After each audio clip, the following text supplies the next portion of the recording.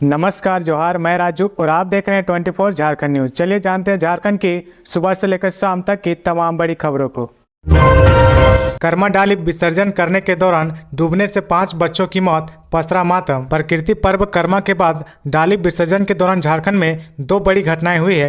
पहली घटना हजारीबाग चौपारण की है, जहां विसर्जन के दौरान 3 बच्चों की नदी में डूबने से मौत हो गई। वहीं दूसरी घटना धनबाद की है, वहां भी कर्मा डाली विसर्जन के दौरान 2 बच्चे नदी में डूब गए। दोनों घटनाओं में 5 बच्चों की मौत हो गई। घटना के बाद परिजनों का रो रो कर बुरा हाल है। वहीं पूरे इलाके में शोक की लहर है। मिली जानकारी के अनुसार इस साल कर्मा पूजा के दौरान लगातार घटनाएं हो रही है। पहली घटना हजारीबाग जिले के चौपारण प्रखंड की है, जहां ओबरा गांव की कुछ बच्चियां मंगलवार को कर्मा डाली का विसर्जन करने बराकर नदी गई थी। इस दौरान नदी के तेज धार में 6 बच्चियां बह गई। स्थानीय लोगों ने किसी तरह 3 को बाहर निकाल लिया, लेकिन 3 बच्चियां नदी में बह गई। बताया गया कि बच्चियां गाँव की अन्य महिलाओं के साथ नदी में कर्मा की डाली प्रवाहित करने गई थी। इसी बीच पैर फिसल गया और वे तेजधार पानी की धार में चली गई। घटना की सूचना के बाद प्रशासन का अमला घटनास्थल पर पहुंच गया है, जिसके बाद गोताखोरों की टीम को बुलाया गया। मिली जानकारी के अनुसार अब तक 100 को बाहर निकाला गया है, वहीं 2 की खोजबीन जारी है।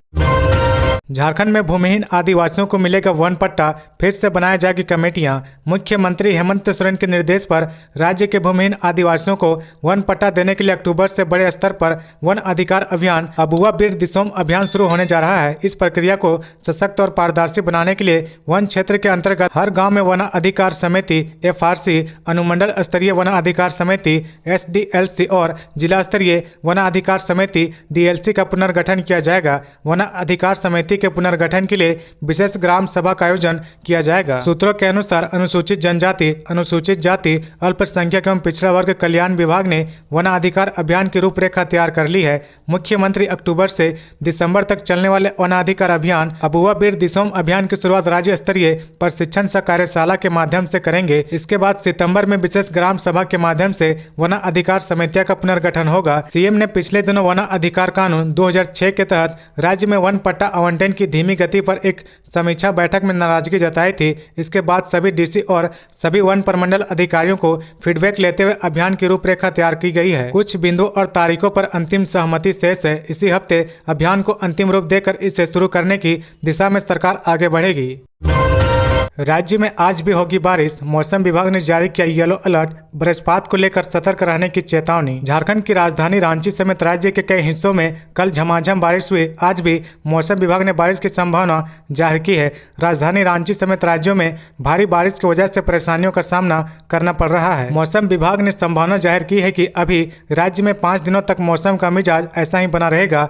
राज्य में 30 सितंबर तक कई जिलों में हल्के से मध्यम दर्जे की बारिश होने की संभावना है। मौसम विभाग ने बारिश के मद्देनजर येलो अलर्ट जारी किया है। राज्य के कई हिस्सों में वज्रपात को लेकर लोगों को सावधान रहने की अपील की है। झारखंड के कई हिस्सों में अभी 30 सितंबर तक बारिश की संभावना जाहिर की गई है। 27 से 28 सितंबर के बीच उत्तरी और निकटवर्ती मध्य भागों में गर्जन के साथ हल्के से मध्यम दर्जे की बारिश हो सकती है। 29 और 30 सितंबर को भी बारिश के आसार है। आगे बढ़ने से पहले अगर अभी तक आपने इस चैनल को सब्सक्राइब नहीं किया तो प्लीज सब्सक्राइब कर ले, जिससे आपको झारखंड की हर छोटी से बड़ी खबर की अपडेट आप तक पहुंचता रहे।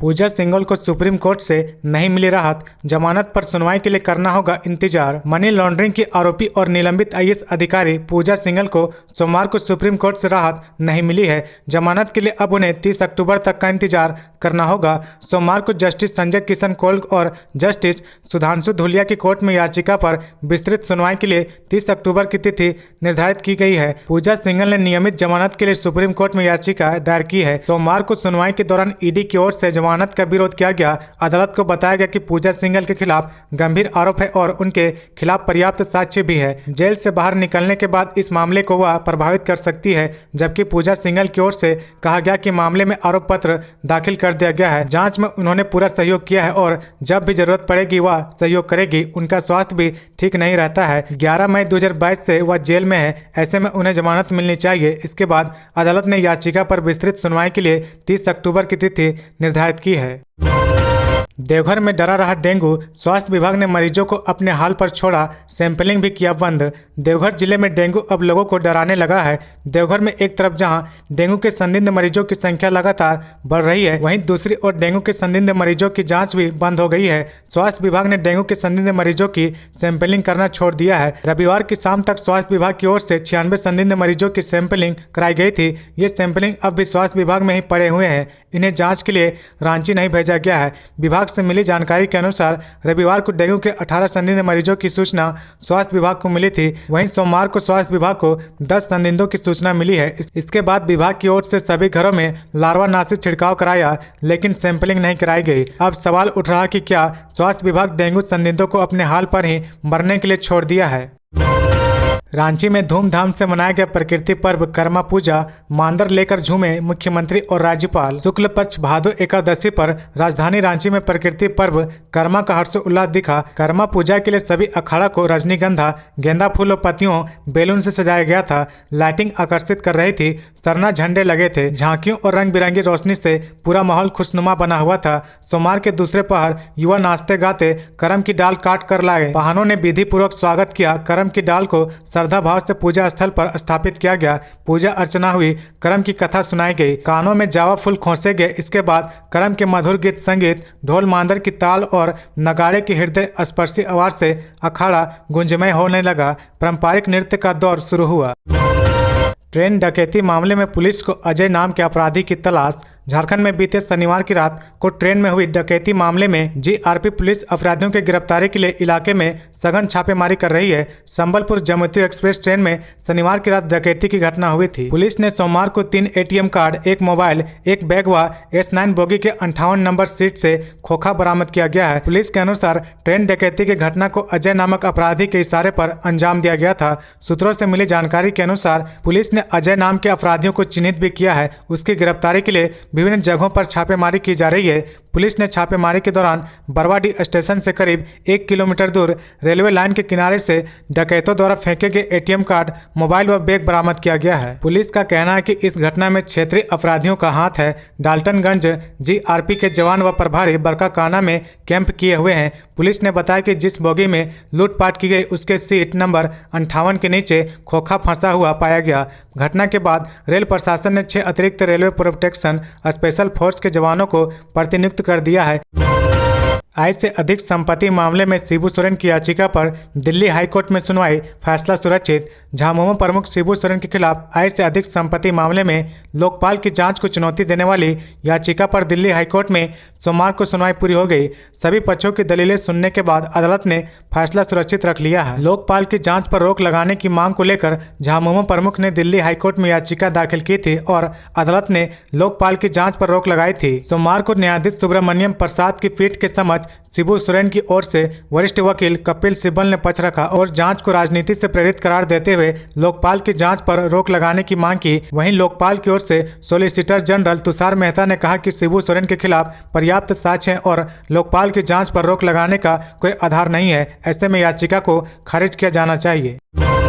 धनबाद में हाउसिंग कॉलोनी में शुरू हुआ कोयले का अवैध धंधा, शिकायत करने वाले से होती है मारपीट। धनबाद शहर के प्राइम आवासीय कॉलोनी में से एक सरदार पटेल नगर उर्फ हाउसिंग कॉलोनी इन दिनों कोयले के अवैध धंधे का अड्डा बन चुका है। यहां सरकारी भूखंड पर नियमों को ताक पर रखकर न केवल कोयले का स्टॉक किया जा रहा बल्कि बिक्री भी हो रही है। वहीं दूसरी ओर कॉलोनियों में नियमों को ताक पर रखकर कॉमर्शियल कॉम्प्लेक्स का निर्माण व इस्तेमाल भी धड़ल्ले से चल रहा। सनद रहे कई बार राज्य हाउसिंग बोर्ड द्वारा हाउसिंग कॉलोनी के व्यवसायिक इस्तेमाल पर रोक लगाने का आदेश दिया गया है, पर यहां सब फेल हो चुका है। हाउसिंग कॉलोनी में घुसने के साथ ही HIG के समीप खाली भूखंड पर पिछले कुछ माह से कोयले का अवैध डिपो चल रहा। इसके बगल में एक बड़ा खटाल भी है। जानकारों के अनुसार पूरे दिन यहां कोयला स्टॉक किया जाता है। ज्यादा माल ऑटो से मंगाया जाता है। इसके अलावा साइकिल व बाइक से भी अवैध कोयला यहां जमा कराया जाता है। रातों में जमा कोयले को ट्रक या हाईवे में कोयले लोड कर बाहर भेजा जाता है। कुछ दिन पहले यहां के कुछ लोगों ने इसकी शिकायत की थी। इस पर पुलिस ने यहां पर छापेमारी की थी। इस दौरान कुछ कोयला जब्त भी हुआ था, लेकिन यह खेल आज भी बदस्तूर जारी है। आज से हफ्ते में 6 दिन पटना से हावड़ा के बीच चलेगी वंदे भारत। यात्रियों के खिले चेहरे। देश के विभिन्न शहरों सहित बिहार की राजधानी पटना से हावड़ा के लिए वंदे भारत का शुभारंभ रविवार को प्रधानमंत्री ने किया। अब मंगलवार 26 सितंबर से इसका अस्थायी रूप से परिचालन शुरू हो जाएगा। आसनसोल रेल मंडल के जनसंपर्क विभाग से दी गई जानकारी के अनुसार वंदे भारत एक्सप्रेस बुधवार को छोड़कर सप्ताह में 6 दिन पटना से हावड़ा के बीच आवाजाही करेगी। पटना से वंदे भारत एक्सप्रेस ट्रेन 8 बजे प्रस्थान करेगी और 14:35 में हावड़ा पहुंचेगी। इस बीच जसीडीह में 10:53 में पहुंचेगी और 10:55 में खुलेगी। जामताड़ा में 11:44 में पहुंचेगी और 11:46 में खुलेगी, जबकि आसनसोल स्टेशन पर 12:15 में पहुंचेगी और 12:18 में खुलेगी। दुर्गापुर में यह ट्रेन 12:39 में पहुंचेगी और 12:41 में खुलेगी। डुमरी उपचुनाव जीतने के बाद बेबी देवी ने विधानसभा की सदस्यता ग्रहण की। स्पीकर ने दिलाई पद और गोपनीयता की शपथ। रांची में बेबी देवी ने झारखंड विधानसभा की सदस्यता ग्रहण कर ली है। झारखंड विधानसभा स्पीकर रविंद्रनाथ महतो ने नवनिर्वाचित विधायक बेबी देवी को पद और गोपनीयता की शपथ दिलाई। डुमरी विधानसभा उपचुनाव की नवनिर्वाचित विधायक बेबी देवी 26 सितंबर को झारखंड विधानसभा की सदस्यता ग्रहण की। स्पीकर कक्ष में आयोजित संक्षिप्त कार्यक्रम में विधानसभा अध्यक्ष रविंद्रनाथ महतो पद और गोपनीयता की शपथ दिलाई। इस मौके पर बड़ी संख्या में बेबी देवी के समर्थक झारखंड विधानसभा स्थित स्पीकर कक्ष में मौजूद रहे। शपथ ग्रहण के बाद बेबी देवी ने स्पीकर रविंद्रनाथ महतो को पुष्पगुच्छ भेंट की। स्पीकर रविंद्रनाथ महतो ने बेबी देवी के झारखंड विधानसभा का सदस्य होने की घोषणा करते हुए उन्हें बधाई दी। इस मौके पर बेबी देवी ने कहा कि वे अपने दिवंगत पति जगन्नाथ महतो के सपनों को पूरा करेगी। डुमरी को जिला बनाने की मांग से संबंधित पूछे गए सवाल के जवाब में बेबी देवी ने कहा कि इस संबंध में वे मुख्यमंत्री से मिलकर बात करेंगी। उन्होंने क्षेत्र के विकास के लिए संकल्पित होकर कार्य करने का भरोसा दिया। शपथ ग्रहण समारोह में भाग लेने पहुंचे बेबी देवी के समर्थकों ने जमकर नारे लगाए। विधानसभा परिसर में बेबी देवी के समर्थकों द्वारा फूलों का माला पहनाकर बधाई भी दी गई। रामगढ़ में 1 क्विंटल गांजा के साथ 3 तस्कर गिरफ्तार, भेजे गए जेल। रामगढ़ जिले के भुरकुंडा थाना क्षेत्र के पटेल नगर के सुंदर नगर से भुरकुंडा पुलिस ने छापेमारी के दौरान 1 क्विंटल से ज्यादा गांजा बरामद किया है। इसके साथ ही 3 तस्कर को भी गिरफ्तार कर न्यायिक हिरासत में भेज दिया है। गुप्त सूचना के आधार पर मंगलवार की सुबह करीब 5 बजे सूचना प्राप्त हुई कि सुंदर नगर भुरकुंडा स्थित ब्रजेश खरवार उर्फ बिक्की खरवार पिता गुलाब खरवार के द्वारा अवैध रूप से गांजा का खरीद बिक्री किया जा रहा है। इस सूचना के सत्यापन और कार्रवाई के लिए वरीय पदाधिकारी को सूचित करते हुए एसडीपीओ व थाना प्रभारी मयंक प्रसाद के नेतृत्व में एक पुलिस टीम का गठन किया गया, जिसमें थाना प्रभारी भुरकुंडा मयंक प्रसाद व एसआई अक्षय कुमार सशस्त्र बल शामिल हैं। रामगढ़ पुलिस टीम के साथ करीब 5:45 में थाना से प्रस्थान किया और ब्रजेश खरवार उर्फ बिक्की खरवार सुंदर नगर के घर पर पहुंचा और अनुमंडल पुलिस पदाधिकारी के द्वारा व्यक्ति एवं घर की तलाशी के लिए बिक्की खरवार को एनडीपीएस एक्ट की धारा 50 के तहत नोटिस दिया गया और घर की तलाशी की गई। झारखंड में महिलाओं पर लाठीचार्ज की यह घटना हाल फिलहाल में नहीं बल्कि 2019 में हुई थी। महिला आरक्षण बिल संसद के दोनों सदनों में पास हो चुका है। इस विधेयक के कानून बनने के बाद लोकसभा और राज्य विधानसभाओं में महिलाओं के लिए 1/3 सीटें आरक्षित की जाएंगी। इसी बीच सोशल मीडिया पर एक वीडियो तेजी से वायरल हो रहा है। इस वीडियो में पुलिस की वर्दी पहने हुए शख्स एक महिला पर लाठी बरसा रहा है। कुछ लोग इस वीडियो को झारखंड के रांची का बता रहे हैं। कई लोगों का कहना है कि यह वीडियो झारखंड में हुई एक हालिया घटना को दिखाता है। इस घटना का हवाला देते हुए कई लोग झारखंड की हेमंत सोरेन सरकार को बुरा भला कह रहे। एक ट्विटर यूजर ने लिखा, झारखंड रांची अपनी मांगों को लेकर मुख्यमंत्री आवास का घेराव करने जा रही है। आंगनबाड़ी सेविका सहायिका संघ की महिलाओं पर मंगलवार को पुलिस ने जमकर लाठियां भांजी। महिलाएं जब राजभवन की ओर से मुख्यमंत्री आवास की ओर जा रही थी, ये कैसा महिलाओं का सम्मान। ऐसा ही कुछ और फर्जी ट्वीट्स देखे जा सकते हैं। 30 सितंबर को आएगा तारा सहदे मामले का फैसला। बचाव पक्ष ने सीबीआई कोर्ट में प्रस्तुत किया लिखित बहस, आरोपों को बताए बेबुनियाद। नेशनल राइफल शूटर तारा सहदे उत्पीड़न मामले में बचाव पक्ष की ओर से सीबीआई कोर्ट में लिखित बहस प्रस्तुत किया गया। शनिवार को हुई अंतिम सुनवाई में सीबीआई के स्पेशल जस्टिस पीके शर्मा ने कहा था कि अगर बचाव पक्ष आरोपी रंजीत सिंह कोहली उर्फ रकीबुल लिखित बहस कोर्ट में देना चाहते हैं तो वे दे सकते हैं। जिसके बाद मंगलवार को आरोपी रंजीत सिंह कोहली उर्फ रकीबुल की ओर से लिखित बहस सीबीआई कोर्ट में प्रस्तुत किया गया। पिछली सुनवाई के दौरान तारा सहदे की ओर से धर्म परिवर्तन करने, यौन उत्पीड़न और दहेज के लिए प्रताड़ित करने के आरोप लगाए गए थे, जिसे बचाव पक्ष की ओर से बेबुनियाद बताया गया है। सीबीआई कोर्ट ने शनिवार को फैसले की तारीख 30 सितंबर को तय कर दी है।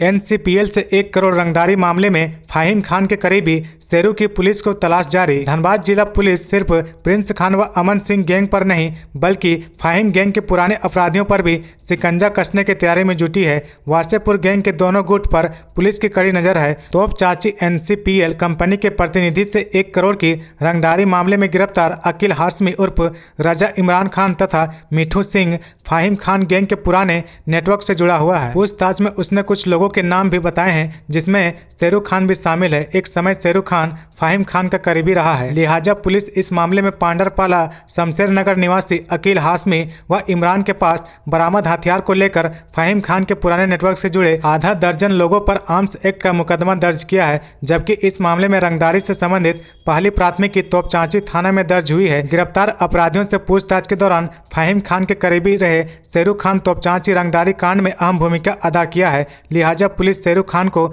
ढूंढ रही है।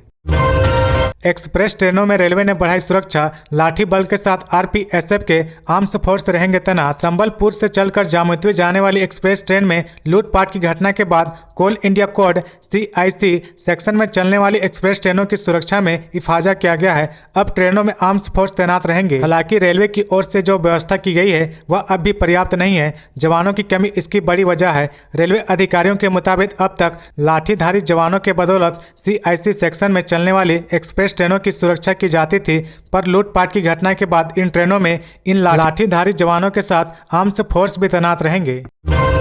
हजारीबाग में TSPC का हार्डकोर उग्रवादी गिरफ्तार, कर्मा पूजा आया था देखने। हजारीबाग जिले के बड़का गांव में कर्मा पूजा देखने TSPC उग्रवादी संगठन के एक हार्डकोर उग्रवादी को महंगा पड़ गया। TSPC संगठन उग्रवादियों का कर्मा पूजा देखने आने की सूचना हजारीबाग SP मनोज रत्न चौबे को मिली। SP ने SIT टीम गठित कर छापेमारी करने का निर्देश दिया। बड़का गाँव SDPO के नेतृत्व में 26 सितम्बर की देर रात छापेमारी की कार्रवाई शुरू की गई। छापेमारी की भनक लगते ही 3 उग्रवादी फरार हो गए, जबकि एक उग्रवादी भाग नहीं पाया और पुलिस के बिछाए जाल में फंस गया। पुलिस उसे गुप्त स्थान पर रखकर पूछताछ कर रही है। गठित SIT टीम में एक SDPO, एक इंस्पेक्टर और 4 थानेदार समेत सशस्त्र पुलिस बल शामिल थे। अन्य फरार उग्रवादियों की गिरफ्तारी को लेकर छापेमारी शुरू की गई है।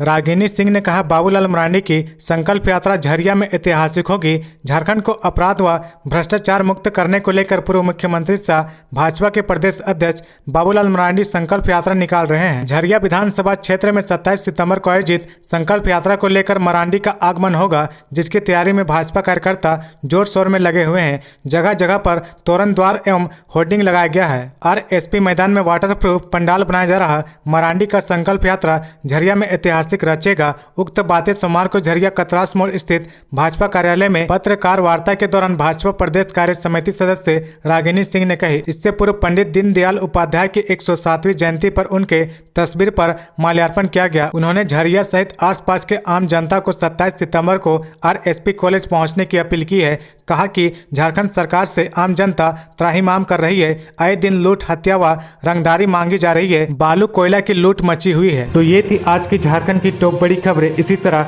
झारखंड की हर छोटी सी बड़ी खबर देखने के लिए आप हमारे चैनल 24 झारखंड न्यूज को सब्सक्राइब करके बेल आइकन प्रेस कर ले, जिससे आपको झारखंड की हर छोटी सी बड़ी खबर की अपडेट आप तक पहुंचता रहे। तो आज के लिए बस इतना ही। हमें दीजिए इजाजत, फिर मिलते हैं नेक्स्ट न्यूज में।